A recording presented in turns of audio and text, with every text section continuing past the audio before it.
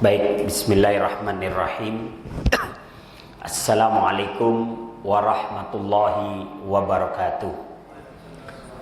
Innal hamdalillah nahmaduhu wa nasta'inuhu wa nastaghfiruh wa na'udzu billahi min syururi anfusina wa min sayyiati a'malina. May yahdihillahu fala mudhillalah wa may yudlilhu fala hadiyalah. Asyhadu an la ilaha illallah wahdahu la syarikalah wa asyhadu anna Muhammadan abduhu wa rasuluhu la nabiyya ba'da. Allahumma salli wa sallim ala nabiyyina Muhammad wa ala alihi wa sahbihi ajmain, amma ba'du. Bapak-bapak dan ibu-ibu yang dirahmati Allah Subhanahu wa taala, pada pertemuan beberapa yang lalu kita pernah membahas tentang ummahatul mukminin, ibunya orang-orang yang beriman atau istri-istri Rasulullah sallallahu alaihi wasallam. Sempat kita ganti topik karena ketika itu banyak anak-anak ya. Gak enak ntar dikira kita ngajarin poligami lagi sama anak-anak ya. Nah, sekarang karena anak-anak ada ruangan sendiri, anak-anak SD ada mabid ada ruangan sendiri, kita lanjutkan pembahasan ummahatul mukminin, ibunya orang-orang yang beriman. Sekali lagi, pada masa itu yang namanya poligami itu sudah ada sejak zamannya Nabi Ibrahim. Dan kemudian bangsa Arab ketika itu, baik bangsa Arab jahiliyah, itu sudah terbiasa dengan poligami, Pak. Ya, sudah terbiasa dengan berpoligami. Dan tidak ada pembatasan poligami. Jadi pembatasan itu kan setelah Rasulullah di Madinah. Sebelumnya tidak ada pembatasan mengenai ada berapa orang istri. Bahkan masyarakat jahiliyah itu ada yang punya istri 30 orang. Ada yang punya istri 15 orang. Ada yang 20 orang dan sebagainya. Nah, pembatasan itu setelah di Madinah. Dan itu pun setelah istri Nabi juga lebih dari 4. Nah, karena kemudian ada pembatasan, maka setiap seorang muslim yang punya istri lebih dari 4, maka dia harus menceraikan istrinya yang lebih dari 4. Yang ditahan adalah 4. Tapi Rasulullah SAW, beliau tidak diperintahkan untuk menceraikan istri-istri beliau. Kenapa? Karena istri beliau adalah ibunya orang-orang yang beriman. Yang kalau dicerai, gak boleh menikah dengan siapapun.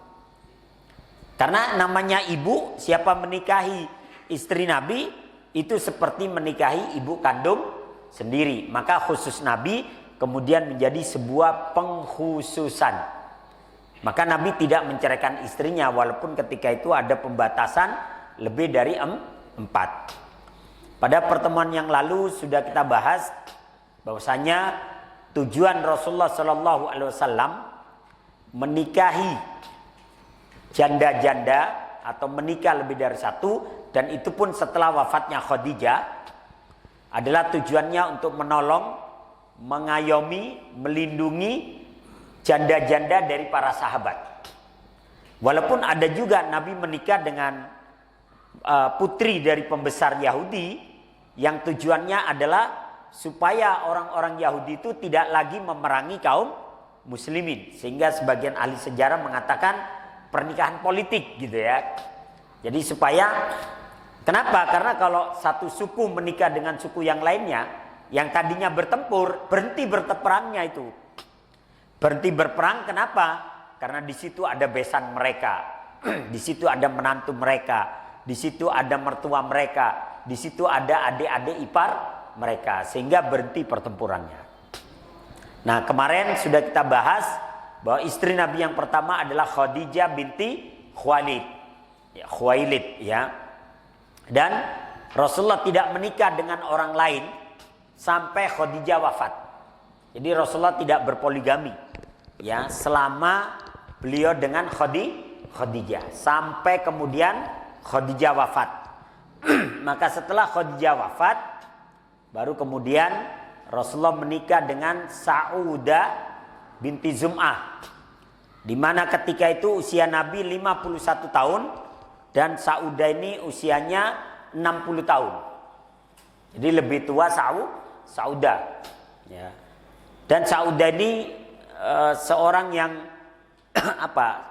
Sudan ya, Sudan. Sehingga banyak para wanita Arab ketika itu, kok Rasulullah menikah dengan Saudah, padahal yang lain juga kepingin menikah dengan Nabi. Tapi ya itulah, Nabi ingin menolong Saudah. Karena ketika itu Saudah usianya sudah 60 tahun, sedangkan suami Saudah adalah sahabat Nabi, ya, sahabat Nabi. Sehingga Nabi menikahi Saudah setelah wafatnya Khadijah. Usia Nabi 51 tahun dan Saudah 60 tahun.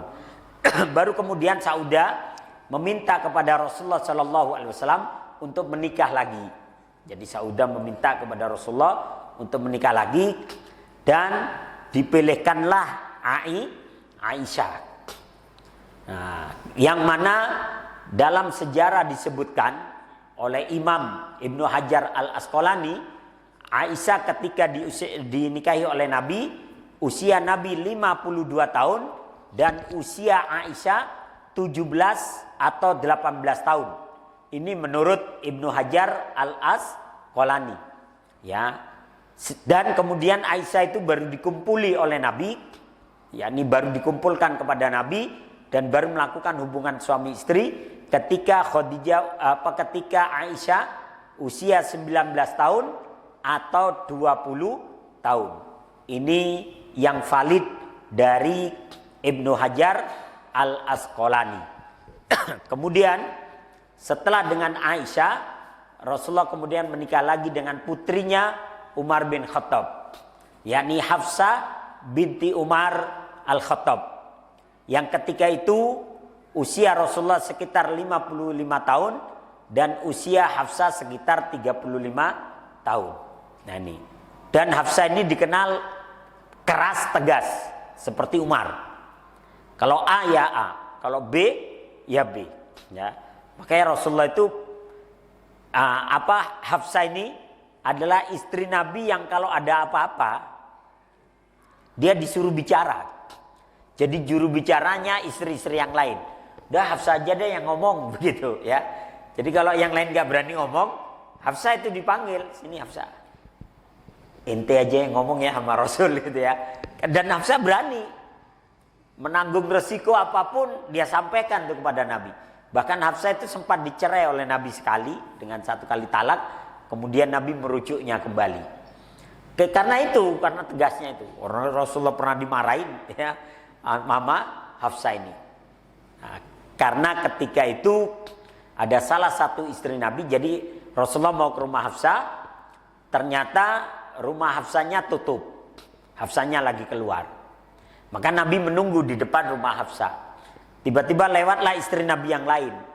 Ada yang menyebutkan dia adalah Sofia binti Huyai. Ya, dan kebetulan ini cantik, yang sering menjadi cemburuannya Aisyah sama Hafsah.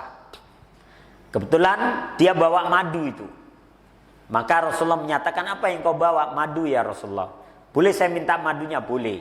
Maka dituangkan di tangan kiri Nabi. Kemudian Nabi menjilatinya dengan tangan kanan gini. Sesekali Nabi menyuapin Sofia binti Huyai, disuapin. Nah pas lagi nyuapin datang Hafsahnya, ya eng gitu ya kalau bahasa ini. Marah Hafsah, ya Rasulullah apa-apaan ini? Anda mesra-mesraan depan rumah saya sama Sofia lagi. Yang mana Sofia ini kita istri-istri yang lain aja cemburu sama dia karena cantik Sofia itu. Walaupun dia keturunan Yahudi tapi cantik. Akhirnya Rasulullah untuk meredakan hati Hafsah, Rasulullah menyatakan, ya udah begini aja. Mulai sekarang saya tidak akan minum madu dan madu akan saya haramkan untuk saya. Bagaimana, kamu ridho? Ya udah ridho, kata Hafsah. Turun ayat surat At-Tahrim ayat pertama. Ya ayyuhan nabi, wahai nabi, lima tuharrimu ma ahalallah. Wahai nabi, kenapa engkau mengharamkan apa yang dihalalkan oleh Allah, yakni madu. Ya. Tabtagi mardata azwajik, hanya karena engkau mencari keridoan istrimu. Maka kemudian Nabi mengatakan kepada Hafsah, sesungguhnya aku ditegur oleh Allah karena aku mengharamkan madu. Ya. Maka Hafsah mulai sekarang saya akan minum madu lagi. Dan saya akan bayar kafarat sumpahku. Karena Nabi sudah bersumpah, demi Allah saya tidak akan minum madu lagi. Akhirnya Nabi membayar kafarat sumpahnya dengan memberikan makan kepada 10 fakir miskin. Jadi Pak, madu itu halal.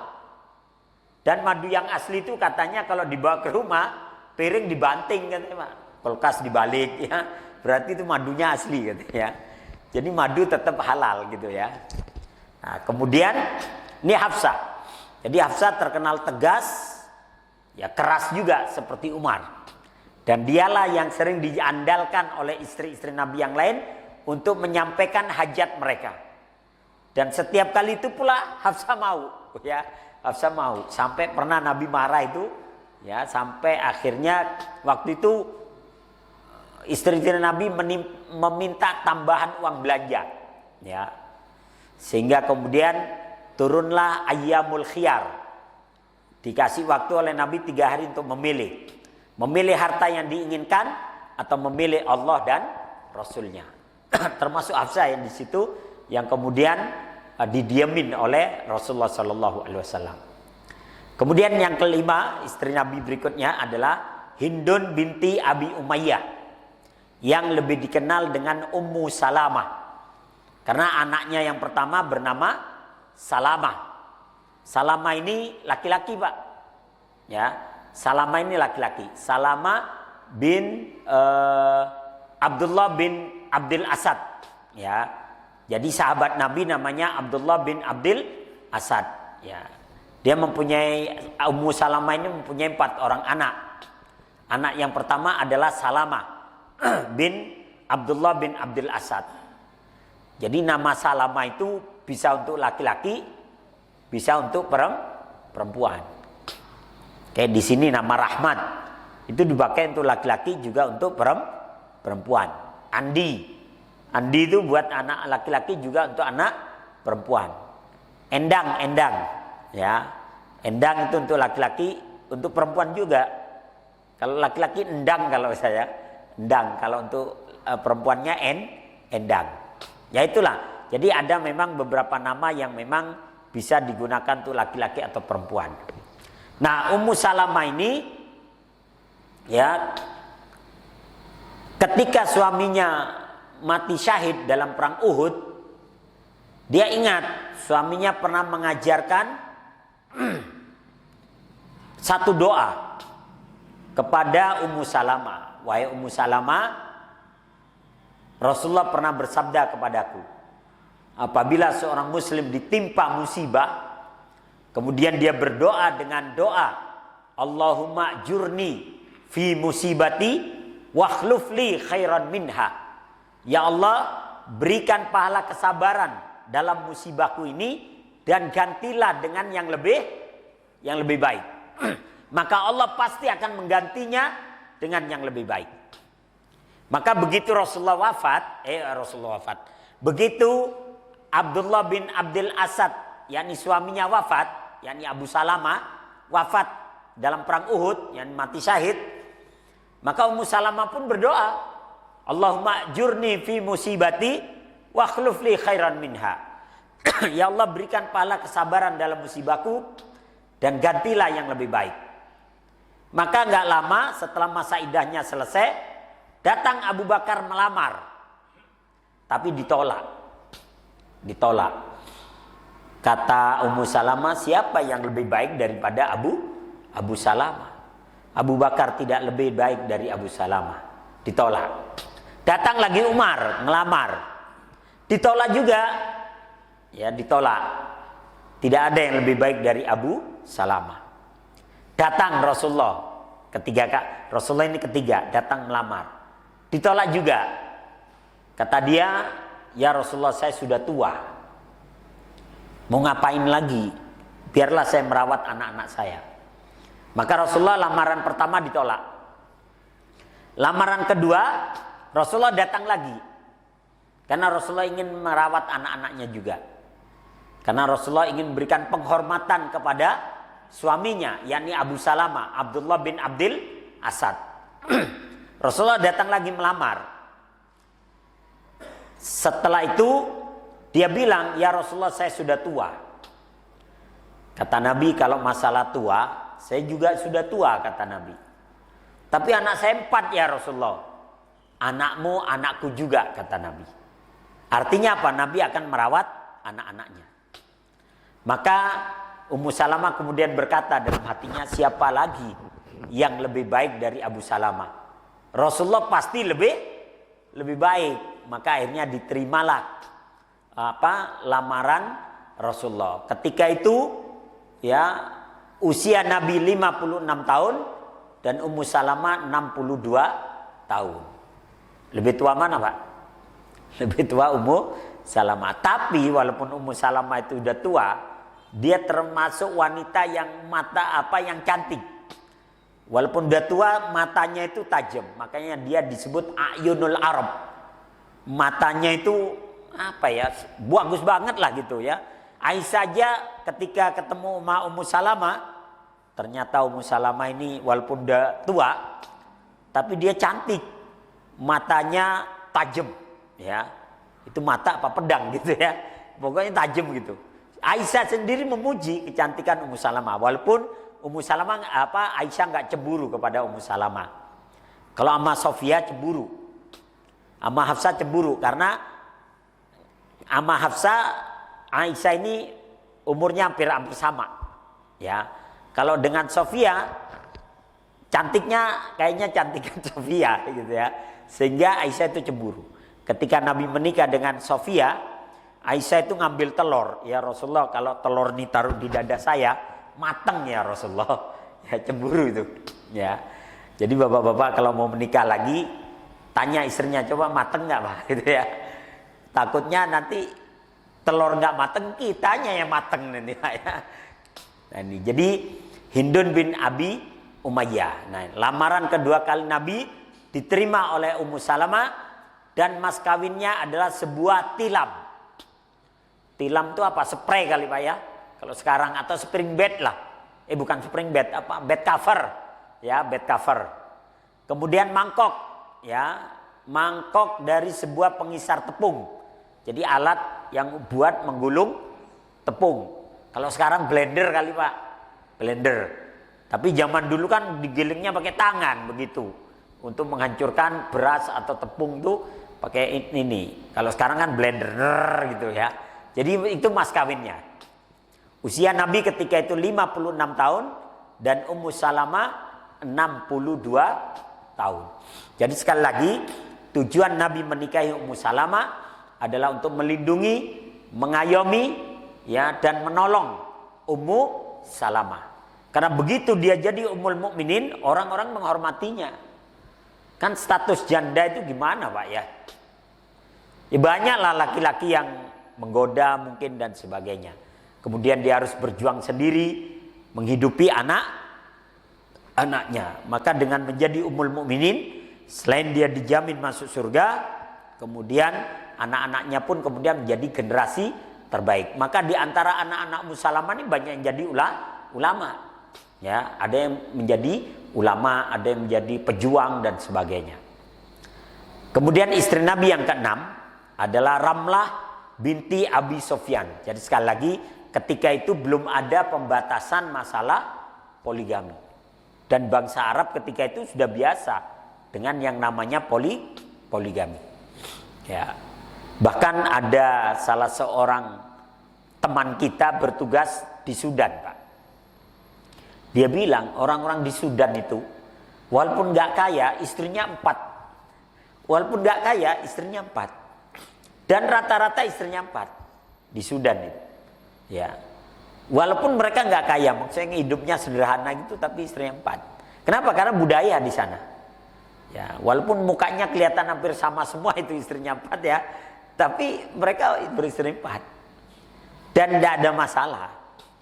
Kenapa? Pertama budaya. Kalau di kita kan nggak ada budaya, tapi kalau kakek-kakek kita dulu kayaknya udah biasa kayaknya berpoligami. Ya. Sekarang aja kita tercemari oleh kata-kata kotor para orientalis gitu Pak ya. Oh, kalau poligami jahat aja, poligami jahat, gak adil dan sebagainya.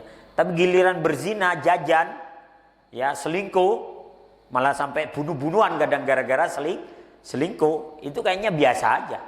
Nah ini naudzubillahi min dalik. Yang berikutnya istri Nabi yang keenam adalah Ramlah binti Abi Sofyan. Abu Sofyan itu presidennya Quraisy, Pak. Presidennya Quraisy, kepala suku Quraisy. Anaknya masuk Islam. Dan kemudian nanti dinikahi oleh Nabi. Anda bisa bayangkan, Rasulullah itu musuh utamanya. Tiba-tiba anaknya masuk Islam. Terus nanti dinikahi oleh Nabi. Jadi Nabi punya mertua, musuhnya gitu loh ya. Musuhnya. Walaupun pada akhirnya Abu Sofyan itu masuk Islam. Ketika Mekah ditaklukkan. Jadi ketika Mekah ditaklukkan, Abu Sofyan akhirnya masuk Islam. Ya emang berat buat Nabi. Karena Nabi menikahi Ramlah binti Abu Sofyan ini karena untuk menolong, ya. Jadi Ummu Habibah, jadi dia disebutnya Ummu Habibah karena anak pertamanya bernama Habibah, maka dia disebut Ummu Habibah. Kayak di kita lah, kalau anak pertama namanya Putri, disebutnya mamanya Putri, bapaknya Putri. Kalau anaknya yang pertama namanya Syahid, bapaknya Syahid, mamanya Syahid gitu. Jadi di sana pun juga begitu. Ummu Habibah ini nama aslinya adalah Ramlah binti Abi Sofyan. Ummu Habibah seorang janda, suami pertamanya adalah Ubaidillah binti Jahash al-Asadi.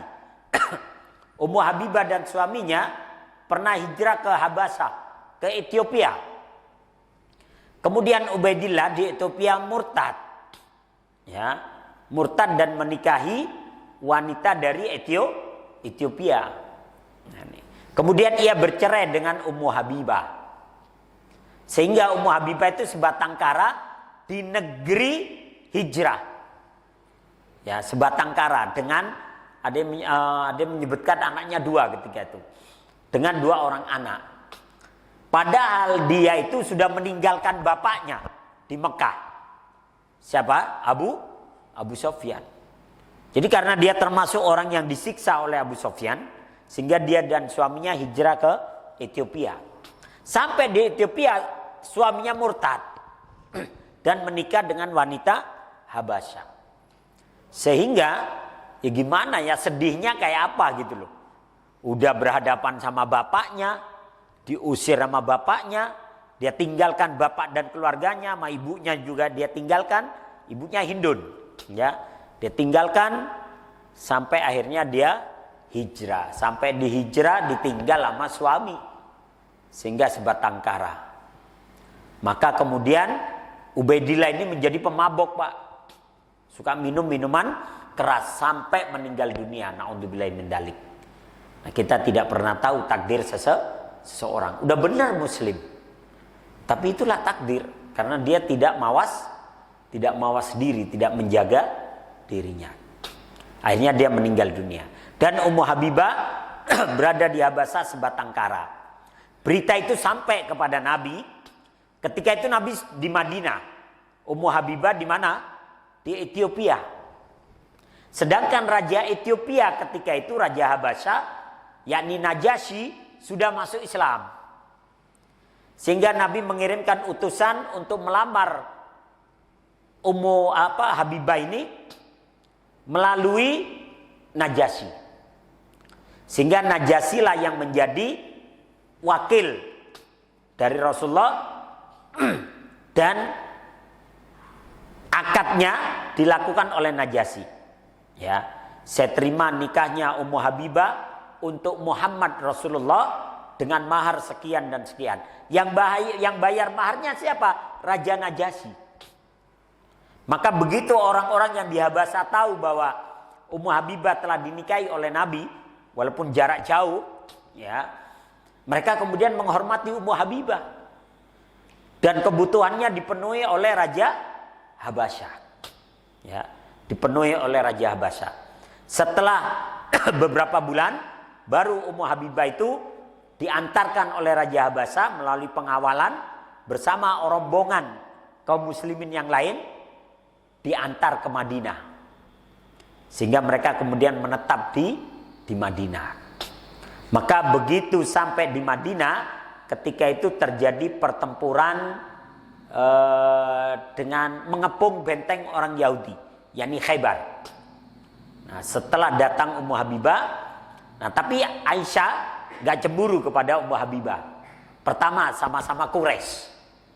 Ya, walaupun Ummu Habibah cantik juga, tapi dia gak cemburu karena sama-sama Quraisy dan usianya lebih tua Ummu Habibah. Ya, sehingga Aisyah nggak cemburu. Justru Aisyah lebih bisa menerima. Kemarilah Ummu Habibah. Kenapa? Karena dia anak kepala suku Quraisy. Itu ya. Jadi kalau secara level itu karena dia anak kepala suku, ya, akhirnya Aisyah pun bisa menerima. Makanya Ummu Habibah ini termasuk satu geng dengan Aisyah kalau bahasa kita. Karena istri Nabi itu ada ngumpul-ngumpulnya juga, Pak. Kalau Aisyah itu ngumpulnya sama Hafsah, kemudian sama Saudah, kemudian sama Ramlah ini Ummu Habibah, kemudian dengan ya, jadi ada kumpulannya. Kalau sama Sofia enggak, malah sering clash lah gitu ya, sering clash. Pernah Rasul lagi ada di rumahnya Nabi, Rasul lagi di rumahnya Aisyah. Datang itu Sofia bawa sop kambing lah kalau bahasa kita. Lagi di rumahnya Aisyah, datangnya Rasulullah, saya masak sop kambing. Marah itu si Aisyah. Seandainya yang nganter mungkin Saudah mungkin nggak marah, atau yang nganter mungkin Ummu Habibah nggak marah. Tapi yang nganter Sofia yang mukanya 11-12 sama Aisyah gitu ya. Cantiknya itu mirip. Langsung ditampel itu Pak mangkoknya itu. Diginiin apa lu lagi di rumah sini juga pengen nganter aja gitu. Wah, tumpah. Tapi Nabi melihat itu, Nabi nggak marah-marah. Nabi cuma senyum. Kata Nabi, ya udah Ummu Habibah bersabarlah. Sofia bersabarlah. Sesungguhnya ibundamu ini sedang cemburu, kata Nabi. Udah bersabarlah. Aisyah, masakan diganti dengan masakan, mangkok diganti dengan mangkok. Ganti mangkoknya. Artinya diganti mangkok. Mangkok kan ketika itu sesuatu yang mahal, Pak. Ya kalau sekarang banyak. Dulu itu termasuk yang mahal. Karena keramiknya itu kadang ada yang dari Cina dan sebagainya. Dan itu kan sesuatu yang mahal gitu loh. Ganti mangkoknya. Akhirnya Aisyah ganti mangkok. Dan sekarang kau masak buat saya seperti yang dimasakan oleh Sofia. Gitu aja Nabi. Jadi nggak diambil pusing gitu ya. Nabi mengantarkan Sofia untuk keluar dari rumahnya. Jadi, Ummu Habibah ini termasuk yang diterima oleh Aisyah, sehingga nggak cemburu dia. Nah ini, melalui Najasyi Rasulullah melamar Ummu Habibah dan upacara pernikahan dilakukan oleh Khalid bin Sa'id Al-As dengan mas kawin 400 dirham. Jadi Khalid ini yang jadi penghulunya kalau bahasa kita Pak ya. Jadi penghulunya. Dan yang menerima akadnya adalah Raja Najasyi. Ya, Raja Najasyi dengan mengatakan saya terima nikahnya Ummu Habibah untuk Muhammad Rasulullah dengan mahar 400 dirham. Kalau 1 dirham itu 300.000 Pak. 300.000 dikalikan 400 berapa itu Pak? Lumayan gede juga Pak ya. Makanya Ummu Habibah itu kemudian tercukupi kehidupannya setelah dia menjadi istri Nabi. Baru beberapa bulan kemudian dikembalikan diantarkan oleh Raja Najasyi dengan pengawalan menolong. Nah, dibayar oleh pihak Najasyi ya, oleh Najasyi kepada pihak Nabi. Usia Nabi ketika itu 57 tahun dan Ummu Habibah 47 tahun. Jadi Rasulullah itu justru berpoligami itu mulai usia 51 Pak. Gimana Pak Fatan udah 51? Udah siap-siap nih berarti. Justru Nabi itu berpoligami di atas 50, 40 itu masih ini monogami ya itu sama Khadijah aja. Justru setelah 51 itu Rasulullah kemudian berpoligami. Jadi bapak-bapak yang udah 50 tahun ini punya potensi, ya. Karena mungkin secara perekonomian sudah mulai mapan gitu ya. Wallahu a'lam bishawab. Tapi Ustaz ini bukan Arab Ustaz gitu ya. Jadi 57 tahun dan Ummu Habibah 47 tahun. Kemudian Juwairiyah binti Al-Haris. Jadi nama aslinya adalah Barrah, ya. Nama aslinya adalah Barrah.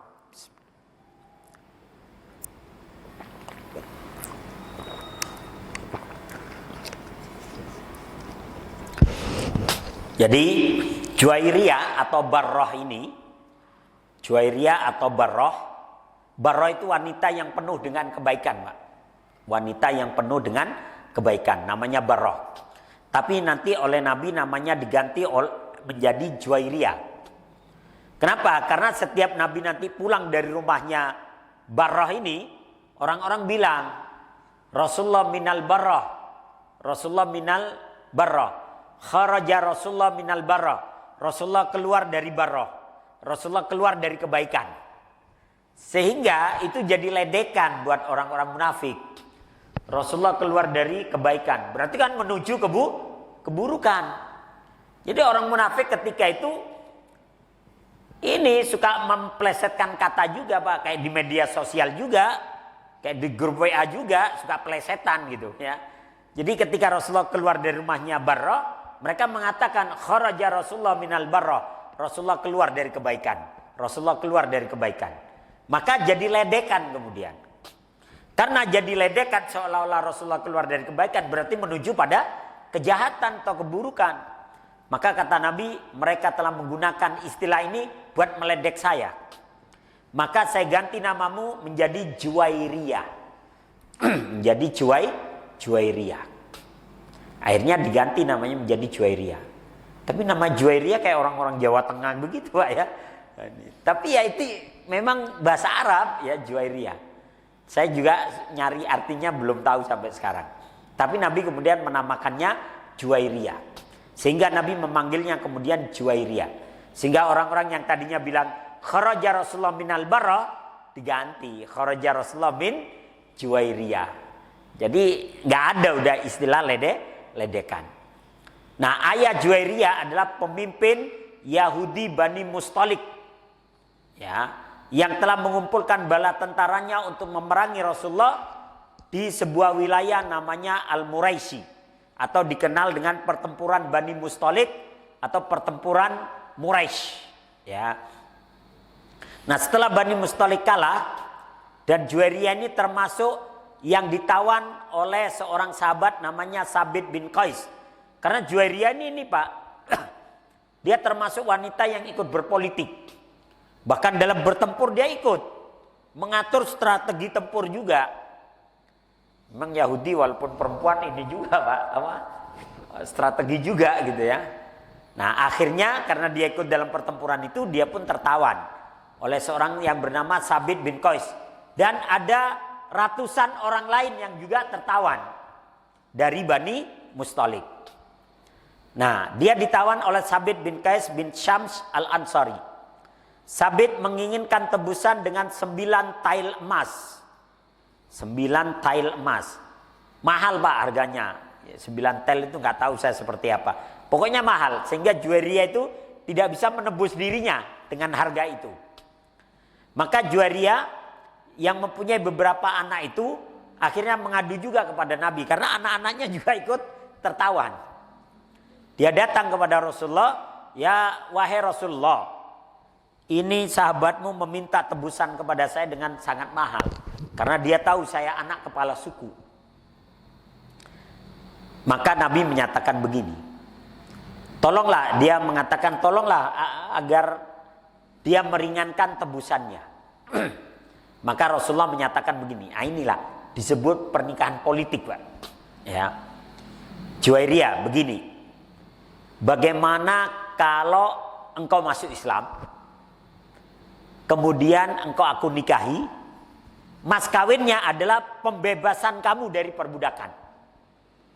Jadi mas kawinnya adalah dibebaskan dari perbudakan. Karena hukum perang itu yang kalah jadi budak. Dan jadi budak tuh nggak enak Pak, kayak jadi binatang tuh Pak, bisa dijual belikan dan sebagainya. Bagaimana kalau kamu saya merdekakan? Maharnya itu, saya akan bayar 9 tel emas itu kepada Sabit bin Qais. Dan 100 orang dari sukumu, dari Bani Mustalik akan dibebaskan tanpa syarat. Nah Juwairiyah melihat nih, pertama dia bebas, anak-anaknya juga bebas. Terus 100 orang dari Bani Mustalik akan dibebaskan, tidak lagi jadi budak tanpa syarat, tidak perlu bayar, tidak perlu syarat apa-apa. Mau dia. Kenapa? Pertama ada kepentingan dia pribadi supaya bebas. Terus ada kepentingan kaumnya. Supaya kaumnya dibebaskan tanpa syarat, tanpa tebusan. Mau saya masuk Islam. Masuk Islam, dinikahi oleh Nabi. Kemudian anak-anaknya pun masuk Islam. Kemudian 100 orang dari Bani Mustalik dibebaskan. Akhirnya Bani Mustalik yang tadinya dendam, mau menyerang kedua kalinya, gak jadi Pak. Udah gak jadi. Muhammad sudah jadi menantu kita. Muhammad sudah jadi menantu kita. Di situ ada besan kita, ada adik ipar kita, ada besan-besan kita. Udah gak jadi. Apalagi 100 orang dari Bani Mustalik bebas tanpa syarat. Dan akhirnya banyak yang masuk Islam. Kenapa? Karena Rasulullah merubah hukum perang. Yang tadinya harus jadi budak, diperlakukan tidak baik, bahkan ada yang dibunuh. Tapi Rasulullah merubahnya, membebaskan tanpa syarat. Wah itu luar biasa Pak, dampaknya itu. Akhirnya Bani Mustalik banyak yang masuk Islam. Nah untuk yang Juwairiyah ini, Aisyah cemburu. Ya, Aisyah cemburu. Kata Aisyah, ketika Juwairiyah datang ke rumahku untuk menemui Rasulullah, dari awal saya sudah gak suka. Ya, kenapa? Karena dia cantik. Ya, mana usia Nabi ketika itu 57 tahun, Juwairiyah 25 tahun. Ya, hampir sama dengan Aisyah. Ya. Kalau Aisyah itu dinikahi Nabi usia 51 tahun, Aisyah 18 tahun, ke usia Nabi 7 tahun, 57 tahun kan tambah 6 tahun lagi Pak ya. Berarti usia Aisyah 18 tambah 6, 24. Jadi usia Aisyah hampir sama dengan Juwairiyah. Makanya dia bilang ketika aku melihat Juwairiyah masuk ke dalam rumahku, aku sudah agak senang. Ya, karena pasti nanti akan menarik Rasulullah ini. Ya, apalagi Rasulullah sudah mengatakan kita akan redam Bani Mustalik supaya tidak menyerang kita. Itu istilah Nabi kepada Aisyah sehingga Aisyah paham, wah pasti dinikahi ini. Benar dinikahi oleh Nabi. Dan 100 orang itu dibebaskan. Dan ini merupakan sebagian para ulama menyatakan inilah pernikahan politik Nabi. Sehingga Bani Mustalik yang tadinya menyiapkan pasukan untuk serangan baliknya, karena tadinya kalah, gak jadi. Udah jangan. Mereka udah jadi menantu kita. Ya. Apalagi dari Bani Mustalik kemudian banyak yang masuk Islam. Dan inilah yang disebutkan bahwa Juwairiyah kemudian menjadi istri yang banyak berperan juga Pak. Karena ketika nanti dia di Yahudi itu, dia kan berperan. Maka ketika dia jadi istri Nabi, perannya banyak juga. Termasuk strategi perang apa. Dia menyampaikan itu. Ya. Bahkan Juwairiyah ini termasuk orang yang banyak manfaat buat kaumnya. Dialah yang banyak melobi-lobi Bani Mustalik. Sehingga bisa diredam semuanya. Bisa diredam. Nah inilah apa yang ditunjukkan oleh Rasulullah Sallallahu Alaihi Wasallam, bahwa pernikahan Nabi bukan hanya sekedar masalah seksual, tapi di situ ada misi yang ingin diselesaikan oleh Rasulullah Sallallahu Alaihi Wasallam. Baik, karena sudah masuk waktu Isya, ya, mari kita tutup dengan hamdalah dan doa kafaratul majlis. Alhamdulillahirabbil alamin. Subhanakallahumma wa bihamdika asyhadu an la ilaha illa anta astaghfiruka wa atubu ilaik. Berikutnya nanti adalah Sofia binti Huyai. Ini yang paling dicemburui oleh Aisyah dan oleh Hafsah, ya. Nah, ini. Tapi nanti insyaallah. Baik, itu aja. Mari kita tutup dengan hamdalah dan doa kafaratul majlis. Subhanallah wa bihamdika asyhadu an la ilaha illa anta astaghfiruka wa atubu ilaik. Assalamualaikum warahmatullahi wabarakatuh.